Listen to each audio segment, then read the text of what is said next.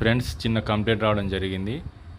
ఎప్పుడైనా మనం గ్రీజర్కి కనెక్షన్ ఇచ్చేటప్పుడు ఆ ఎంసీబీ అనేది ఇచ్చిన ఒకవేళ ఎంసీబీ వాడినట్లయితే ఎంసీబీని మనం స్విచ్గా దాన్ని వాడుకోవద్దు. అంటే స్విచ్ లేకుండా ఎంసీబీని ఆన్ ఆఫ్ చేసే విధంగా ఇక్కడ ఫిట్ చేయడం జరిగింది. అయితే ఆ ఎంసీబీ అనేది ఖరాబ్ అయిపోయింది.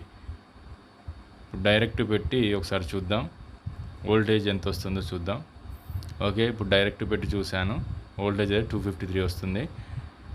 ఎప్పుడైనా మనం దాన్ని స్విచ్గా వాడుకోవద్దు. ఎందుకంటే ఒక నలుగురు కనుక స్నానం చేసినట్లయితే ఒక 4-5 సార్లు దాన్ని వేయాల్సి వస్తుంది. అది ఎంసీబీ అనేది మనకి ఓన్లీ షార్ట్ అయినప్పుడు ట్రిప్ అవ్వడానికి ఆ విధంగా అది పనిచేస్తుంది. ఒకసారి ఈ బాక్స్లో వెళ్ళి ఒకసారి గమనించినట్లయితే ఇంకోటి ఏంటంటే ఇందులో అసలు న్యూట్రల్ అనేది లైన్ లేదు. మెకానిక్ ఎలక్ట్రీషియన్ మేస్త్రి ఎవరో మొత్తం 4 బాత్రూమ్ వరుస పెట్టుంటే న్యూట్రల్ ఒకదే దానికి కంటిన్యూ చేసుకుంటూ గ్రీజర్ దాకా ఇచ్చాడు. ఆ విధంగా ఇస్తే అంటే ఎప్పుడైనా న్యూట్రల్ ప్రాబ్లం వస్తే ఏ లైట్లు ఉన్న నెట్టి 4 బాత్రూంల లైట్లు అనేది వెలుగు.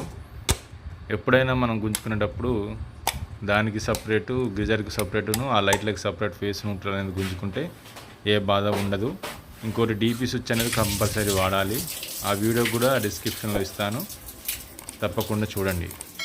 ఈ వీడియో కనుక మీకు నచ్చినట్లయితే ఒక లైక్ చేసి సబ్స్క్రైబ్ చేసి సపోర్ట్ చేయగలరు.